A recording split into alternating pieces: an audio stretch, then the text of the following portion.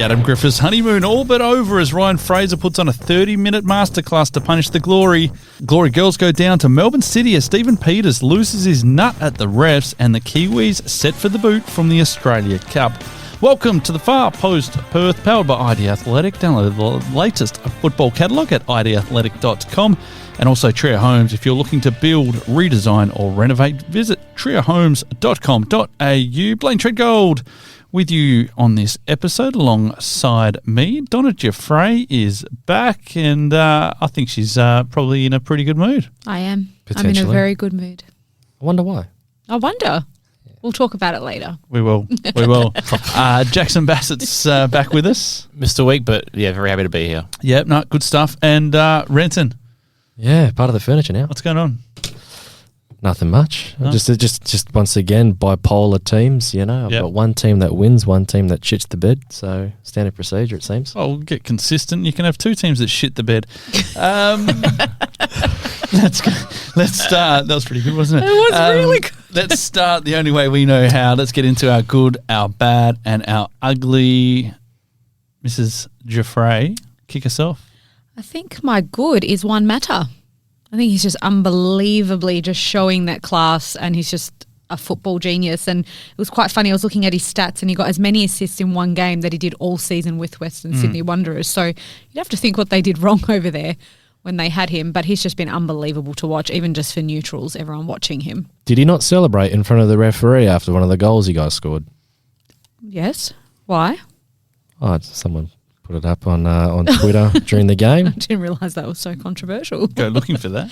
Yeah, get that. But that is my good, and also the goals like this, just in the league as a whole this weekend. How can you not be entertained? Very good. Jaxon.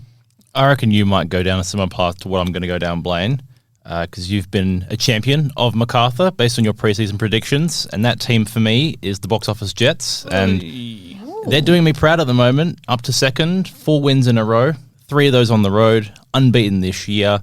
Very impressive once again at home against Wellington. I think the most impressive thing for me has been they've tightened up defensively.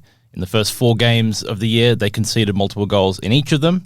And in the 10 since then, they've only done that once. And that was that crazy 5-4 game against MacArthur. So good signs for them. They've still got that plethora of attacking talent. The goal from Bayliss at the start, beautiful. A couple of the other ones, just brilliant team play. And I think the fact that they are conceding less is a really good sign for them, and it's great to see them get a bit of momentum. And we'll see, top spot is there for the taking. Auckland haven't been amazing the last few weeks, and the Jets are flying. Just for you, Blayne, Manchester United, Carrick, I don't know what he's getting the players to do, but, when you get rid of the terrorist known as Ruben Sufferim, things can change quite a fair bit. We're not suffering anymore. Back-to-back wins against, Arsenal, who I thought, they had a good fight initially, but then some of the wonder goals that were scored by the United players were fantastic. Dorgu's goal was amazing. Cunha as well. So, look, it's nice to have that, but of course there is that caveat of, we do play well against sides that, go at us, especially those big teams. So it'll be a challenge against Fulham on the weekend to see, if we can break down a low block and continue the form, because, Champions League football is definitely a possibility. Anyway, moving on. Thanks, Blayne. He's surrounded by 3 United supporters. He's not very happy right now. He's normally got Neil to balance him out a bit. Well, we're lucky this is only an audio medium rather than a any other visual or sensory. You'll actually see Blayne's tears. It actually stinks in here, just to give the listener a bit of a paint the picture. Bloody Yorkshire. Let's. I just wanted to talk about just good. It's pretty broad, but just the competitive nature of the A-League at the moment. There's some huge narratives going into just about every game. Nobody's fallen off the wagon just yet. It saw it Wanderers, straight up from the bottom and lifting themselves off the canvas. They go into the Sydney Derby this week, and there's just, hey, we're back kind of style. And it may not be, the case, but I mean, it's just given every supporter, I guess, of every club has had that little bit of a moment, I think, throughout the year where they've gone, oh, actually, we're feeling pretty good about our club at the moment. It hasn't lasted for many of them, but I just think the competitive nature of the league, it's just positive, I think, all round. And if only the mainstream media kind of grabbed it a little bit more, and maybe even the broader public grabbed hold of it. There's plenty to talk about, so I think that's it's got to be a good thing. Definitely with the race for the finals. I mean, all the A-League clubs should be flogging it in terms of their marketing, because just how tight the league is at this moment in time. Yep. Basically all the games this week coming up, everyone should be looking to get out to the respective games that they can. Yep. To illustrate your point, we had probably the most one-sided game you could possibly get with first-placed Auckland against bottom-placed Central Coast, and they ended in a draw. Yeah. It's very competitive. Yeah. No, Football absolutely. heritage. Yeah. Yeah. No, what a great league. Yeah. No, Best league in the world. It's going okay at the moment. Keep us going, Donna, with your bad. My bad is probably going to shock a few people, but it's the fact that the New Zealand teams have been kicked out of the Australia Cup.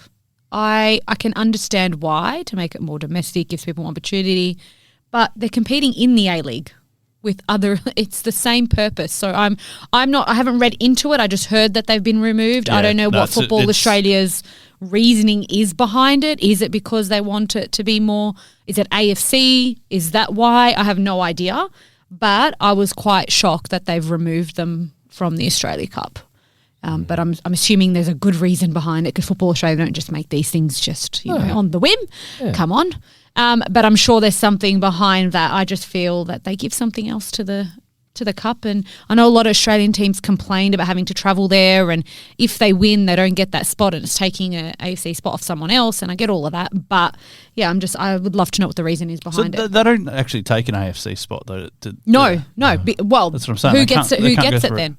That's the thing. I'm assuming the next that's best, or well, I'm does assuming it go back that's to the league, or I how can't does it remember. work?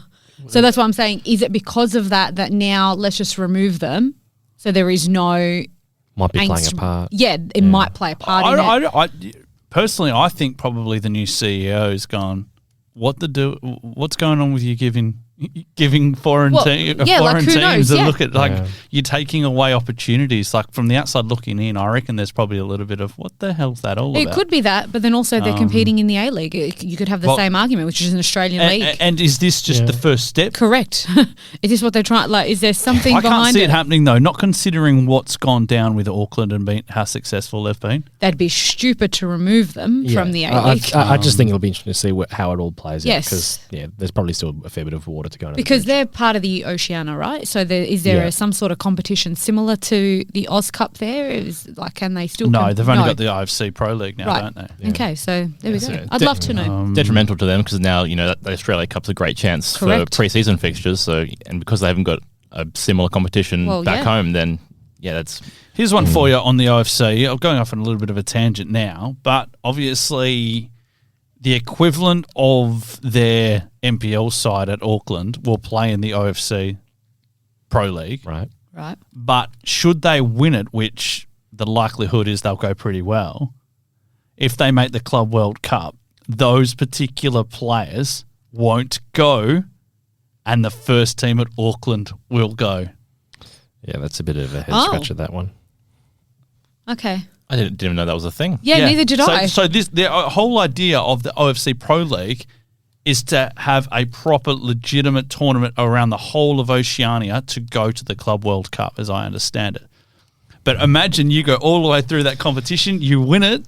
But too bad. And the cherry on top is going to the Club World Cup, and you don't go because you're not part of the first team. That's a piss take. Yeah, that's just shit. Scrap it. Just scrap that idea. That's stupid and mean. It's stupid and mean.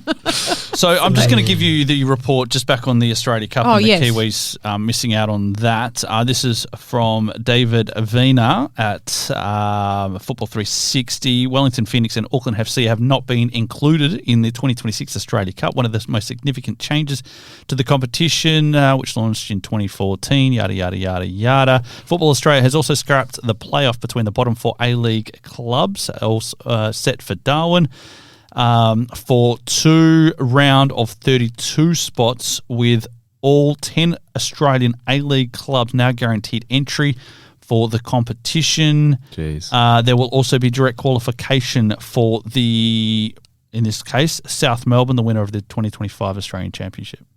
Okay. Interesting. So- South Melbourne straight through. Straight through to the round of 32. Oh, 30, yeah, but that's not bad. Yeah. Take that. Don't mind that. Yeah. I can understand that. I don't agree with Yeah, all of that, but I I don't understand. Yeah, anyway. Well, I'm just trying to have a look to see if there's no real. They've just gone, nah, fuck them, get him out. yeah, literally. That's it. They're There's- not Australian. That's it. They're taking an Aussie spot. Get Let's him just out. remove them. Get him That's out. exactly what they've done. Yeah. But yet they're still There's no- competing in an Australian professional league. But hey, No who are we corporate to jargon argue is going to this? save them at this Yeah. point. So Just on the broader thing, and I think we've spoken about this before. For me, it's time that Asia swallowed Oceania, and they split it. It's Oceania's. It's not going anywhere. I don't feel. It needs to have that. To have Oceania merge with, I guess, an East Asia is a much better idea for everyone. something they should consider. Yeah. Well, I think it makes perfect sense just to Yeah. absorb Yeah. Oceania into East Asia and then set up East and West Asia. It's all very confusing, really. It's not really. It's To me. a I'm just simple. like, just it's a figure it simple. out. It's a simple. Let's get on with it. Just You get got- on with it, yeah. You got 48 teams in a World Cup now. Ridiculous, by Like, the way. Overkill. Yeah. Stupid. So, and that's not. Don't get me wrong. That's not going anywhere Yeah. as long as Infantino's in charge. So, New Zealand gets a free ride. Yeah. Every time, everyone's going, "Oh, no, Australia should go back to Oceania." I was like, "No, that's No, I don't agree ridiculous. with that. No, that's stupid. Yeah, but interesting times. Where are we up to? Bad. You're bad. Yeah, staying on Auckland and their goalkeeper in particular, Michael Woud, he's under a bit of pressure. Hasn't been great the last couple of weeks, and then the cherry on top was a really bad mistake. Just fumbling a simple cross and gifting the Mariners the equaliser, costing Auckland 2 points. And he's got Ollie Sale right behind him. And I think I was reading the Reddit thread of the match on the weekend and the post-match thread, and it seems like Auckland fans are getting a little bit fed up with Michael Woud and his performances. But after losing Alex Paulson, there was going to be a big step down in that regard.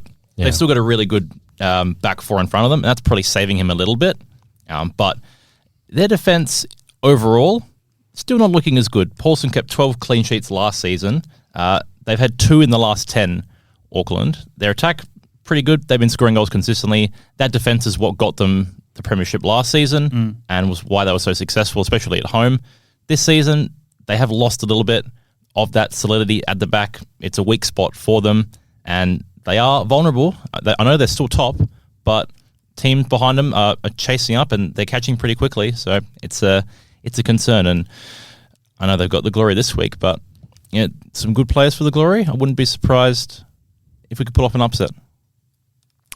Well, this leads on to my bad. Excuse everyone out there. Donna's having was that a prayer session? I Christ.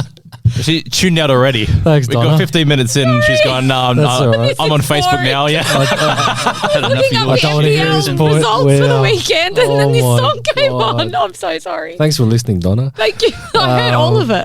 Really. Oh, I'm a mum. I can multitask. my bad. Is Donna? No. Yeah, we'll talk about it a little bit later, but Glory. Said it last week, said it this week again.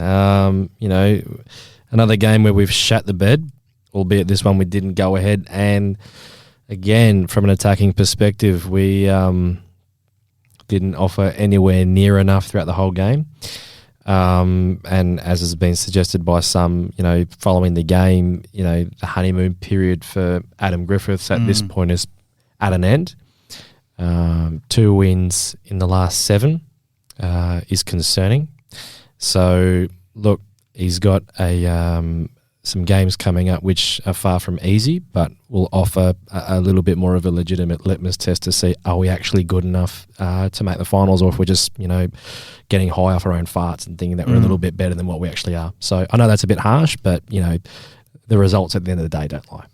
I still, as I said, I still return to that game against Sydney and Adelaide as bigger missed opportunities than I do against Brisbane and the one on the weekend. If you win those two, you can afford to drop points away. Yeah, but in theory, you should be beating these sorts of teams with their context at the time. Given Brisbane, they had lost their coach, lost some of their best players, poor run of form. Western Sydney sacked their coach, last on the table. You should be looking to build on your 3-0 win against Central Coast. I'll take that. If you're a credible finals team, and let's not take the piss, we've got a good enough team that should be making the finals, but it's not delivering the goods so far. So, some questions. But I mean, Auckland's a credible finals team, and they drew with Central Coast on the weekend. Do you know? Yeah, but Glory have more of a legitimacy issue, given that we've been shit the last few years, and it's like, well, you've now got a good squad. Is there actually any substance to you? And I don't think we've quite answered that just yet. Auckland have more credit in the bank. Yeah, we'll go in a little bit deeper into that as well. Mine's around a similar theme. We'll go, I guess, a little bit deeper into Perth Glory. But just having a look at the table, and I mentioned how good it is to have a competitive league. From a very parochial Perth perspective, by the end of next weekend, they could be 2 to 3 games out of the 6. So that's a little bit concerning, and it's concerning not only the position but how quickly that position has turned.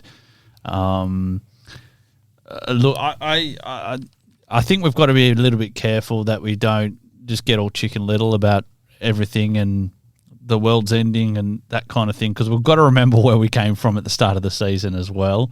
And I think that we probably got a little bit lucky with some of those results under Griffo to begin with, and it's probably just starting to just plateau and just even itself out in a certain way. But I think we're in a much better space than we were last season, and I think we're in a better space than we were probably going into this year.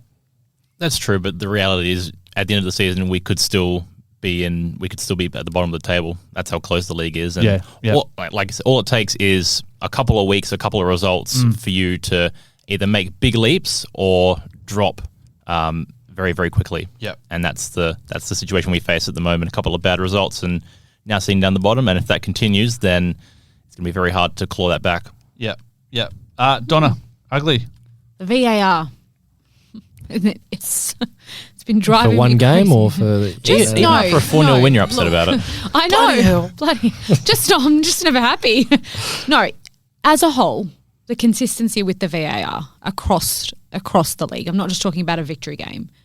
Now, I understand it's humans behind it, which is the same as a referee. So there's no magic robot behind there that we can blame. It's the same as having a ref on the pitch. You're having a ref behind the screen, making these calls. The only difference is you get a second look at it. Correct, right? So correct me if I'm wrong, but it's supposed to be for clear and obvious errors. That's where they're supposed to come in. Yes. Not to slow games down and you're sitting there 6 minutes in at a time, 7 minutes at a time, and they're sitting there twiddling their thumbs, and then they say, after review, whatever it is, like factual review. What factual review? Or inconclusive review because of the Davidson offside. 100%. Well, why is the camera angle that shite? Correct, to be able to see that. Like you can't. I don't think you could really make as in a definitive. The handball or the offside. The offside. Yeah, right. So if you look at those lines, and I've got people that have sent through and they've sent me their little paint pictures with their crooked lines and whatnot. Yeah. But if you zoom in, it's straight. I'm like, well, it's not. It's a squiggle line. Yeah. But that's okay. I get your point. But it's not obvious. And it is literally not even, I don't even know how they picked that. Shouldn't be taking that long. No. And that's my point, right? It's not just about the victory game. It's just as a whole.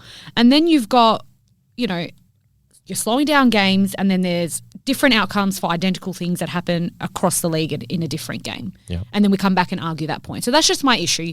I'm not having a go at the people behind, the screen there, and they get a second shot to look at it and whatnot. But what needs to change, because it's literally slowing down the game. It's impacting the games. Players on both sets are getting frustrated, you can see. And when you have someone like Juan Mata going off his block when he's normally a really subdued, nice guy, then take a hint from a seasoned professional. And it's also ruining the viewing experience for the fans. Correct, because you're sitting there and you're going, when is this going to end? Just tell us it's an offside already. Because at least with the, in the cricket when they do their reviews, or in the footy when they do their reviews, it's not always that they go on forever, and it's like normally they take at most 2 minutes. Correct. But you're sitting there 5 minutes in and you're going, the game's just stopped and the players are sitting there Figure twiddling it their out. thumbs. Yeah. If it's taken you that long, then it's not clear and obvious. It's not clear and obvious. So let's just chomp on with the game and let's move on. Yeah. So that's my ugly. Yep. No, fair enough. Fair enough. Go off. Well, speaking of the refereeing, my ugly is Stephen Peters. I was in there for that press conference, and I'm a little disappointed because normally the glory video is up straight away. It's normally up on the post-match, and no such instance this week, and probably for good reason. It didn't even take him 10 seconds after Ben Smith asked his first question for him to start unleashing on the referee. And I think his main frustration stemmed from the fact that Alexia Apostolakis didn't get a second yellow for pulling down Susan Fonsonkamp. Yep. And he has a point. The referee called it as a foul, and the commentator, she also thought it was worthy of a yellow, and it probably was worthy of a yellow. Just didn't go their way. There was a few other decisions he mentioned as well in that post-match that he felt didn't go their way too. Absolute joke was used. Playing against 12 was also said.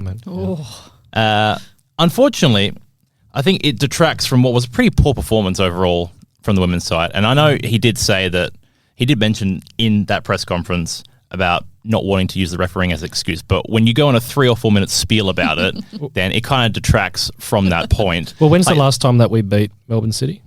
A couple of years ago. They beat them away over there either last year before, I think. Yeah, something like that. But So is this video not up? Is that what you're saying? Or no, it is the footage of the post-match press conference of the rant has not been gone up. No. They normally post it on. It's normally posted on the Glory website, Yes. but they've this one, chosen not to. Yes, chosen not to do it. Someone just print delete. Yeah, they're like, Yeah, we're not just going. delete from your grey We're matter. not going go with this. Conveniently, the footage was deleted, but Whoops. I guess just going back to the game That itself. old chestnut. Going back to the game itself, City they taught them an absolute lesson, played through the press quite easily, and their defensive structure was really sound. Glory couldn't create anything meaningful at all throughout the game. So I think that should be the main focus. Luckily, they're playing tomorrow against Sydney at home. Chance to go from 9th to 2nd. Jeez. And that's how close it is in the A-League women too. Yeah. Again, similar to the competitiveness in the A-League. Sydney's form is pretty shit as well, so it's gettable. Yeah, a couple of results can swing the momentum massively in the dub as well. So, yeah, just need to get the focus back on track and try and get back on the winning list at home, because some of the performances at home have been quite good, and even away against the Mariners the week before was decent, but lost their way, albeit against a really good side who are definitely the benchmark of that competition. Donna might like this one. Melbourne City, I don't know what the hell has happened with them, but that performance against Macarthur, I mean, look, 100% cooking the books with some of the signings that they've got. I mean, I know they're on loan, but it's just, raises an eyebrow or two. Look, they brought in Ryan Teague, Marcus Eunice, Harrison Delbridge. I think that's all of their business they've done thus far. Funny. Yeah. So, Old Melbourne Victories just gone back so there. to borrow a Tony Sage phrase, Melbourne Victories B team. So, it was just a really weird performance from Melbourne City. And just this season, they've obviously not been like their usual selves. I don't think their recruitment initially was all that fantastic. Yes, they've had to balance football in Asia, football here in Australia. But Macarthur, with their experienced team, it was their older heads that led the line, or led the way rather. You had Bratton, Caceres, Mitch Duke. Macarthur, for as much as I couldn't give a rat's ass about them, they are mounting a pretty good claim, I think, that they could finish in the top 4. But again, for Melbourne City, for some of the standards that football club has, for the facilities that they have, the resources, I don't know how you can even justify holding I 6. said to you last week, I just can't get a read on them. And that they're showed again on the unpredictable. weekends. You just can't get a read on them. Yeah, they're so unpredictable. I had a few different options of ugly, and I didn't really know where to go. I'm going to just loosely mention the ugly incident where that poor girl got denied at the gate for wearing the Palestine shirt. Palestine shirt. Yeah. it doesn't matter which side of the political spectrum you are and anything else like that. We need to recognise that Palestine is a recognised state of Australia. It's also recognised by FIFA as a footballing country. So, I mean, it's no different for me. We go down to HBF Park on the weekend and you need to take off your socks to be able to work out how many England shirts, Portugal shirts, Italy shirts, everything else like that. So she was wearing a Palestine soccer jersey. Correct. So it wasn't just like a T-shirt with a Palestine flag on No. it. It was so a there soccer was no jersey. political statement. She was just wearing a football jersey. And the girl was Palestinian. Right, so I don't So understand. she got denied and she got told to I thought it take was a off the T-shirt. top. And well, that's just stupid. the excuse on the gate was, and this is all public knowledge, was, the only shirts and flags. They said it's because it's got a Palestinian flag on it. That was the excuse. And on the security said, allegedly that you're only allowed to have Australian. Well, my brother here's got a Portugal shirt, which he did. So that can make sense. So I think we need to be very, very careful that which line we go down here, because there's two options here. Either you allow all national shirts and all national symbols, or you allow none. Yep. So I think just common sense should have really prevailed. I mean, this girl was a 14, 15-year-old girl. Mountain How over bored molehill. are you to make this decision? Yeah. So it's ridiculous. Using your power for what? And if that, if that had been any other nation, it would have been front page news. Do you know what I mean? Yeah. I need to be perfectly honest about that. So, I just wanted to mention that one as well. But just back to your point, and we talk about this salary cap, and I was having a little bit of a look around Twitter or X or whatever it is. Twitter. X. Shut up.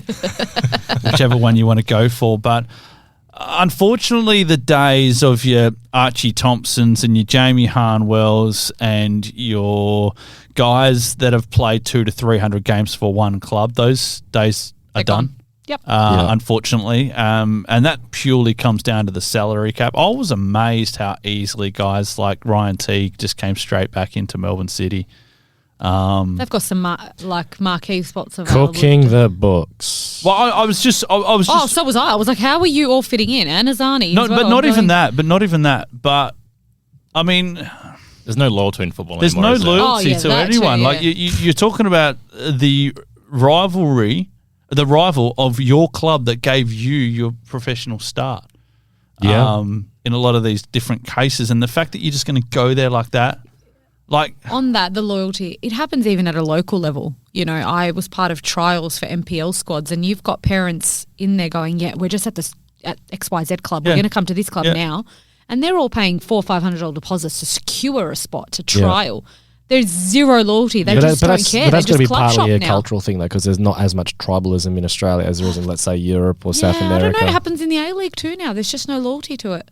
Well, yeah, Do you know what, everyone just gets passed around. On the other side of the coin, though, and I know boys, obviously through my affiliation at Azuri, that have gone from pretty much mini roos all the way through. I'm sure you've got a few at 100%. Sterling, all the way through to seniors. You do see that, but it's rare. It's rare now. Like you see, Basie, a couple of the guys have just retired. They've been there for Yonky. Jason Murko's been there. He's been there. He's part of the fabric BC, there, you know. Yeah. But you're right. There's just no club loyalty anymore. And to see like Ryan Teague signing for Melbourne City, it literally broke my heart because I'm like, how could you do this to us so quickly? But this is the nature of this franchise system, though, because I mean, this is just an example of that, and that's the links with club and community aren't as strong as what they once were. And this with players is very similar. But also in this case as well, Melbourne City aren't that much of an authentic club, I would argue. And I think we've had this discussion before, but it's like it would have been a different scenario, let's say, if Ryan Teague went to Sydney FC, a club that has some tradition, has some history and a bit more feeling and authenticity to it. City for me, it's like I can't ever take them seriously when it's like when I look at them, they feel artificial. Yet there are other clubs within the A-League where it's like an Adelaide or a Brisbane. But did you feel that way when they were Melbourne Heart? Or is it now that they're the City group you feel that way? I think with the City group in particular. Right. Okay. Because it just feels... They're lost a bit. Yeah, and it's like, well, you even see that with how they are. Or when they came in as Melbourne Heart, there was a little bit of appeal around them and people liked them. And then I've read people and I've seen people that have said, well, ever since they've gone with City, it's like, well, no, I don't want anything to do with this club anymore.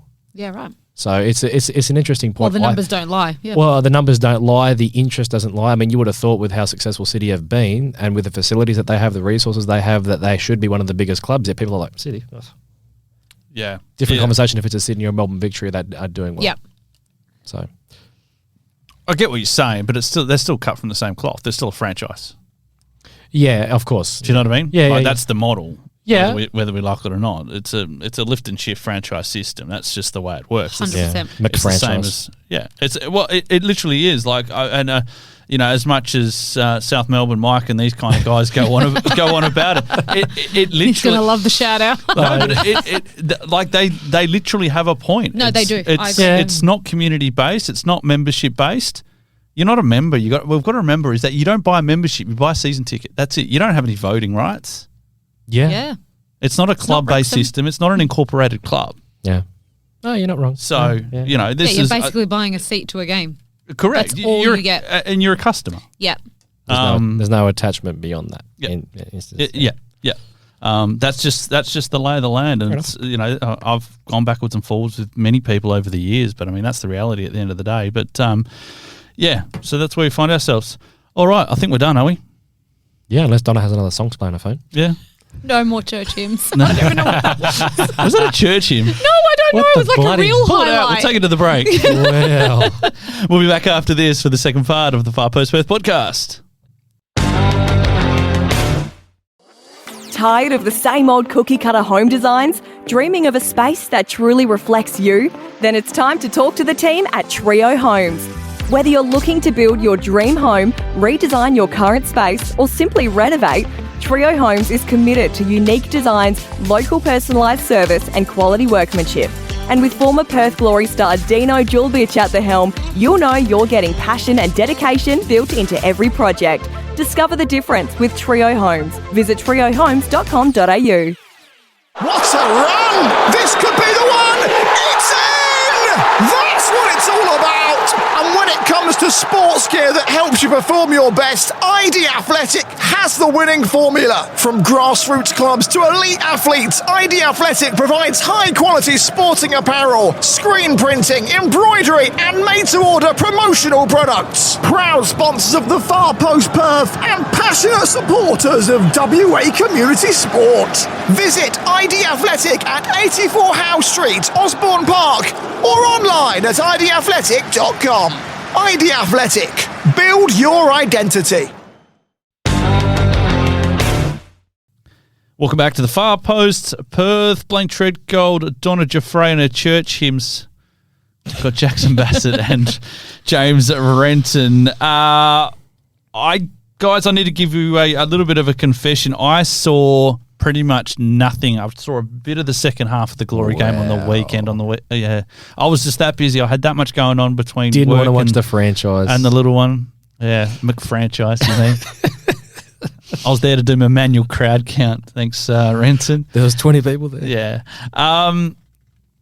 Take us through it, mate. You're probably best suited to go through the game, and I guess what you saw that was good, not so good, and look, it's a continuation of aspects that I think have held us back, because I think what's undeniable since Griff has taken over the team is that he's raised the competitive floor. And as you mentioned, considering where the club has been in recent years, it is definitely a much better scenario and predicament to be talking about Glory, where they're just losing games. But they have lost the most games so far in the A-League this season. And in this game against Western Sydney, where they really needed to bounce back, yes, of course, the conditions weren't great. I think it was 36 degrees at kickoff. Same for both teams, though. I don't really think we offered all that much. There was the chance for Taggart that he hit straight at Lawrence Thomas. Tom Lawrence had a free kick from the edge of the box. One of those has got to change their name. I'm getting. It's almost like a bit of a mindfuck trying to get both of them together. So the amount of times we stuffed that on commentary when the Wanderers were in town between Tom Lawrence and Lawrence Thomas. It's I think Robbie Thompson, I think, has had a few gaps in it. One of them's got to change their name. I'm not having it. That's had fair. enough. But yeah, and then there was Pennington. He had a chance in the first half, but other than that, Glory's capacity and ability to consistently create high value chances each game, or their inability to do that, will be their downfall. because their defensive numbers in the defensive organisation is certainly much better. The stats have them at basically a league average for some of their underlying numbers. But in terms of their attack, the underlying numbers support the idea that our attack is very fragile. So because we have a volume issue, even though our conversion rate isn't too bad, basically it means if we're not getting those chances, then everything drops all in the one go. And we saw that against Western Sydney. And then on the flip side, because Wanderers are a volume team, you give them enough looks. And after the 60th minute, they took the handbrake off and they went bang. The defending from the Glory players, Brian Kaltak had a good performance. Yeah, I thought it was good. Matt Sutton made some good saves. But we didn't, I don't think we wanted to win that game anywhere near as badly as Western Sydney did.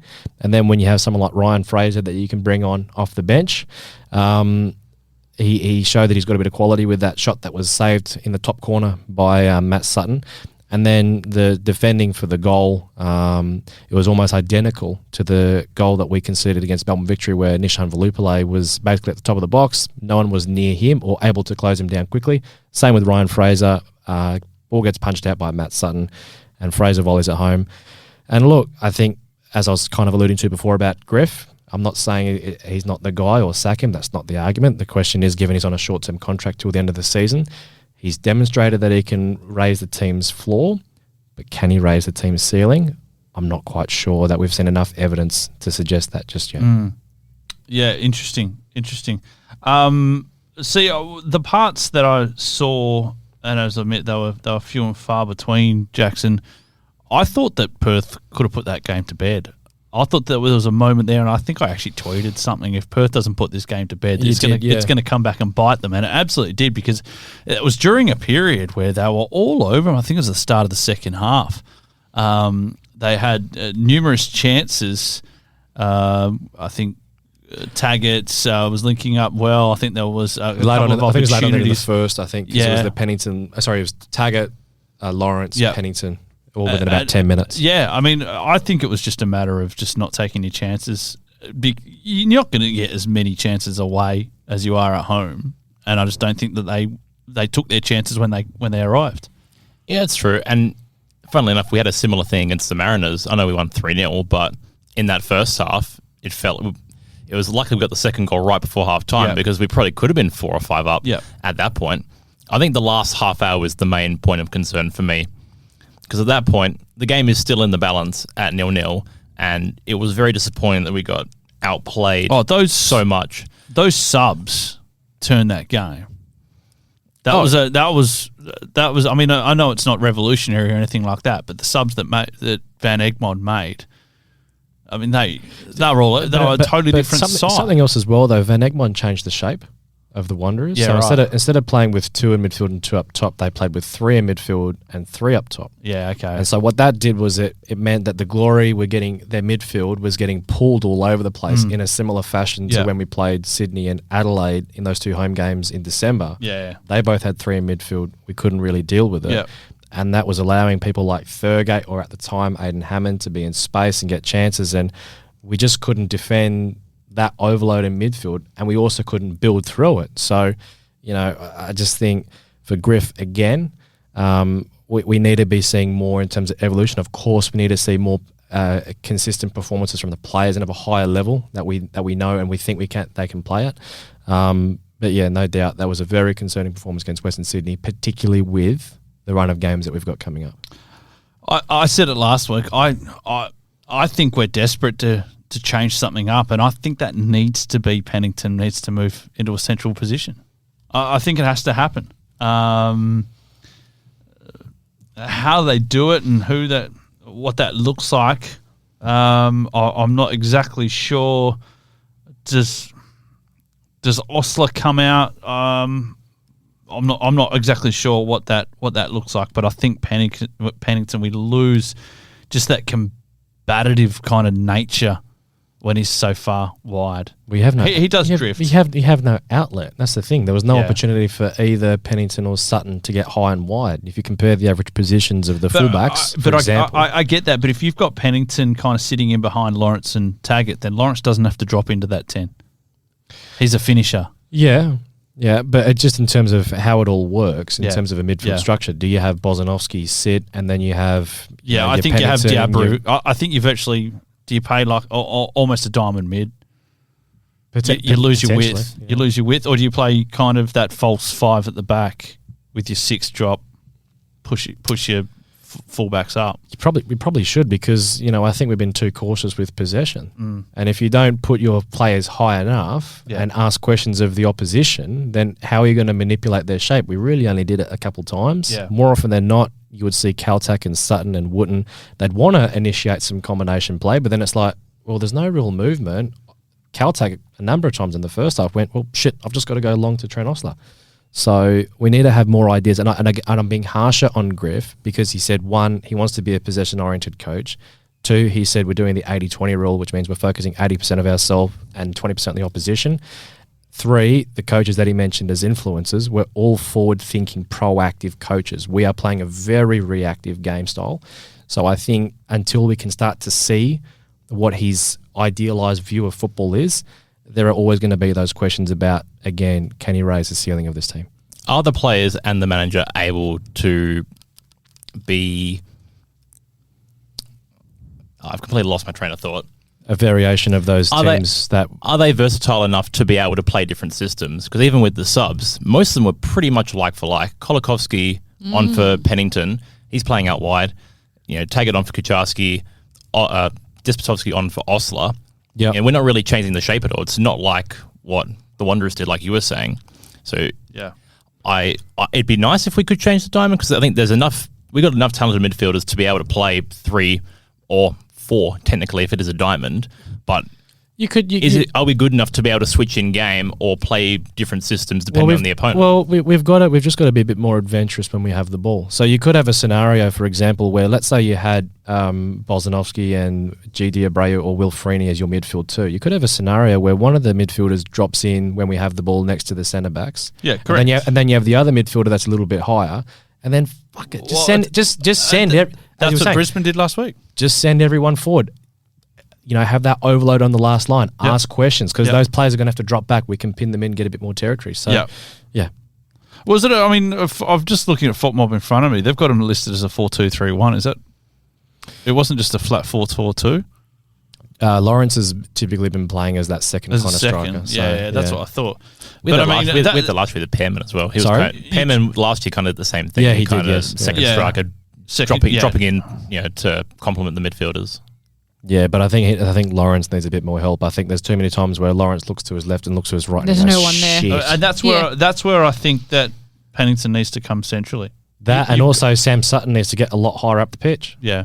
We signed him as one of the league's best attacking fullbacks, and I don't think he's getting anywhere near high enough. Yeah, up the pitch. he has copped a bit of a rough end of the stick over the last few weeks, though, copping the whack and then the injury. Totally different player to what we saw in pre-season. If there are listeners that were watching Sam Sutton in pre-season, he was outstanding. Yeah. So I'm not sure what's happened to him this season. Yeah. Anyway, we'll see how it plays out. We'll look ahead to Auckland. We'll have a look ahead to the weekend as the Glory gets set for Auckland, I should say. Elsewhere across the A-League, Friday night, give us your thoughts. Newcastle 4, Wellington 1. Concerns for Chiefy?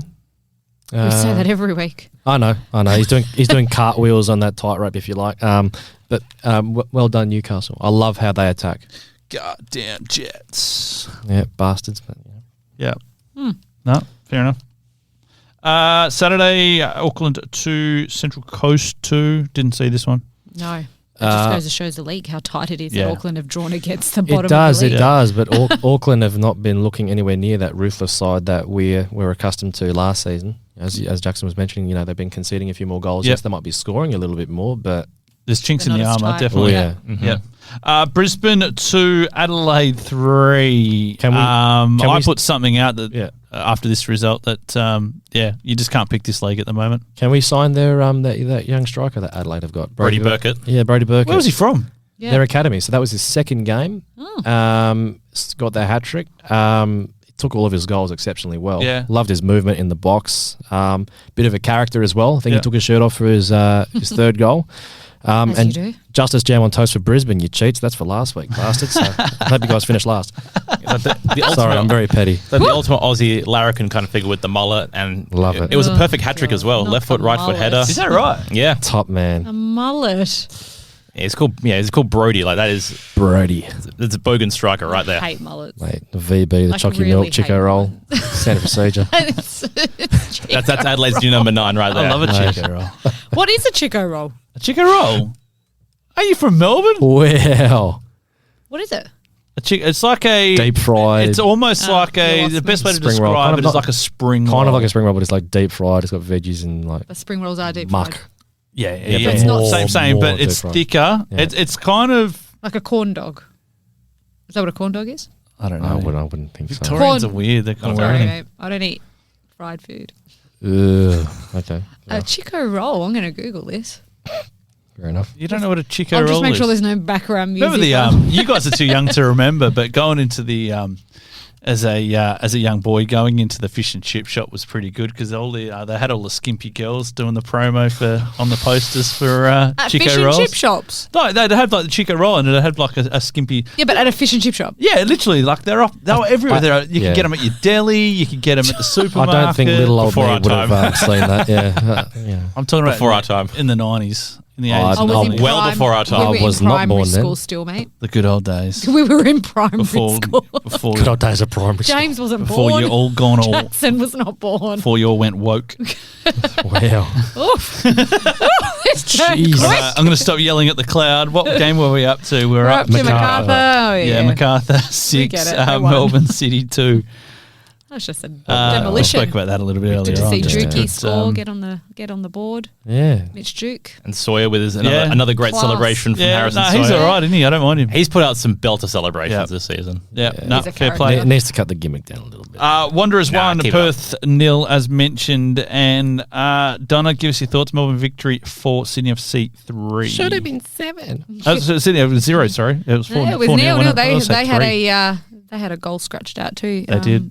Poor Sydney FC. Good crowd. Great crowd. It was 14K? hot day, almost 15. Yeah, it was a 37-degree hot day. It was just blaring Melbourne's sun. shit when it's hot. Oh, it's so bad. Here's not so Yeah. bad. I think Melbourne. it was 42 today, and I'm going. 46. 46. See, Yeah. Hey, 46. 46 in 46. Melbourne. Nah, my mum's surely like, not. It my got mum's to like, 46 yeah, it did. today. My mum's like, I'm dying in this weather, and I was like, it's raining here. Hey, so Donna, Arthur Dills is pretty good, isn't he? Look, him and he's maybe you know what? He got rid of the turtleneck. It's the turtleneck. Turtleneck It's is gone. The turtleneck's Sign gone. him up. And all of a sudden, we're playing a really good brand of football. I'm not going to get too ahead of myself because this league is so unpredictable, but I'm very happy. You are buying tickets to the grand final. beating the Smurfs. Apparently, my husband is booking tickets to the grand final. So, only one of us are getting there. And I'm not sure Fair it's going to enough. be the glory. It's going to be Brisbane. Or the v victory because I Adelaide. didn't even pick victory. Yeah. No, Yeah. I think it'll be Sydney and Auckland. That's the way it'll go. no, Brisbane will shit ours at their final way. There you go. Yeah. Stand 'em. All right. Anyway. Let's wrap things up. We'll go to part 3 after this. You're on the Far Post Perth podcast. Tired of the same old cookie cutter home designs? Dreaming of a space that truly reflects you? Then it's time to talk to the team at Trio Homes. Whether you're looking to build your dream home, redesign your current space, or simply renovate, Trio Homes is committed to unique designs, local personalised service, and quality workmanship. And with former Perth Glory star Dino Giuffre at the helm, you'll know you're getting passion and dedication built into every project. Discover the difference with Trio Homes. Visit triohomes.com.au. What a run! This could be the one! It's in! That's what it's all about! And when it comes to sports gear that helps you perform your best, ID Athletic has the winning formula. From grassroots clubs to elite athletes, ID Athletic provides high-quality sporting apparel, screen printing, embroidery, and made-to-order promotional products. Proud sponsors of the Far Post Perth and passionate supporters of WA community sport. Visit ID Athletic at 84 Howe Street, Osborne Park, or online at idathletic.com. ID Athletic. Build your identity. Welcome back to the Far Post Perth podcast, part 3, just about set to wrap things up. Quick look at the NPL Night Series is back across the weekend. Some good fixtures. Glory NPL got over the top of Dianella White Eagles. That was 3-1. Perth Azuri got over the top of the Western Knights 1-0.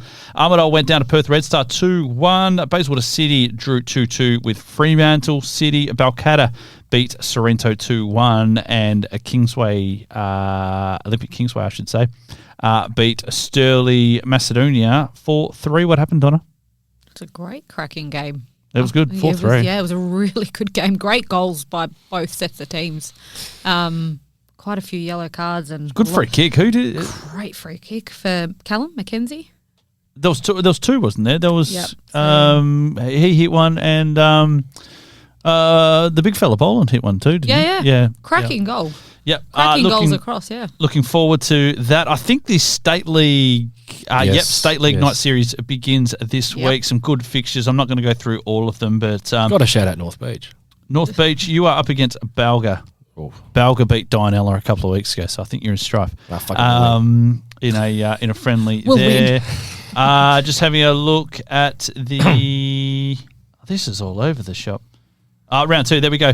Fremantle City will take on Armidale on Friday. That's at Frank Drago. Also at Frank Drago is Basie will take on Perth Red Star. At Dorrien Gardens on Friday, Western Knights against Perth Glory. Azuri will take on Dianella White Eagles. And on Sunday, Olympic against Sorrento, and Stirling Macedonia against Balcatta Etna, which is happening down your neck of the woods, Donna. So on Sunday, It's a late fixture on a Sunday night, and kids go back to school the next day. I don't understand why we're playing a 7:30 game on a Sunday. Because it's the night series, and I you're can not going to appreciate go that. Why head can't to we put head on with a the Saturday? Glory. Who cares? Wow. It just shits me. It's No, just I mean that's fixture. been a long-standing thing is that the locals don't want to go head to head with the Glory. I can We've appreciate seen that, and I get it. We've seen But a that. 7:30 fixture on a Sunday. They've got school tomorrow. We do. It's the first day of school. The next day, you don't have to worry about that, and Blayne will soon. Nah. But yeah, come down to so Masso there you go. Park. Yeah, come down. Please For come a along. shin-uppy and a burger, please come along and support local football. Let's have a little bit of a look. Quick on Jaxon. Who the Glory Girls got this week? Sydney FC tomorrow. Tomorrow night. Here. Yep. Yep. What time's that happening? Sorry, I haven't checked this one. 7 p.m. I'm pretty sure. 7 p.m. Blockbuster. 7 p.m. Wednesday night is a very interesting Wednesday time. night. Why Yeah. are they playing? Is it a catch-up game or something? I have no idea. Oh. I don't. It's the weird A-League So women's Wednesday, by the scheduling. time everyone gets around to listen to this, against Sydney FC. Quick look, everyone, ahead to the next round of A-League men's football. Wellington v Melbourne City. Give me your tips. Draw. Or Wellington. Why not? Nah, City. City for me. You've got to read on them. He's just throwing it in. Throwing darts in the dark, mate. That's He's all like, I'm whatever. doing. The dead cat bounce. Yep. Pissing in the wind. Adelaide v Macarthur. This will be a good game, I think. Ooh, I reckon MacArthur will Jukey. just edge him out. Yeah, Jukey, I've got Bulls. all of it for my boy Duke. Let's go Adelaide. More goals for Burkett. Fairs. Yeah, Celebrations. I think it's going to be a good crowd at Adelaide. I think they've just done so well with their crowds. Newcastle v Brisbane. This could be a bit of a grudge match, I think. Jets to win 6-0. Oft. Nah, I'm joking. It'll be a draw. Yeah, I think. Just edge him out. No, I think Jets they're tracking on well. When's Zach Clough going to be available for them? What's the go with him? Can't tell you. He's signed, isn't he? I know. He has, but he's everything. not. But I think he's had like a hip issue or something. Or Yeah, other. okay. So they're clicking. I don't know, whatever Mark Milligan's doing to them, it's clearly working. Yep. And Brisbane, yeah, their form is poo. So yeah, I think Newcastle. Sydney v Wanderers. Sydney a derby. Another derby. Smurfs. Yeah, I'm going to say Sydney reluctantly. I'll say draw. Good man. I'm going to say Wanderers. Really? I don't know if the Sydney's a little bit of strife after what they put up on the weekend. Wow. Wanderers might just be up and Joe Lolly will be back for Sydney, so I think that gives them the edge. Ryan I was Fraser mentioned, might get more minutes.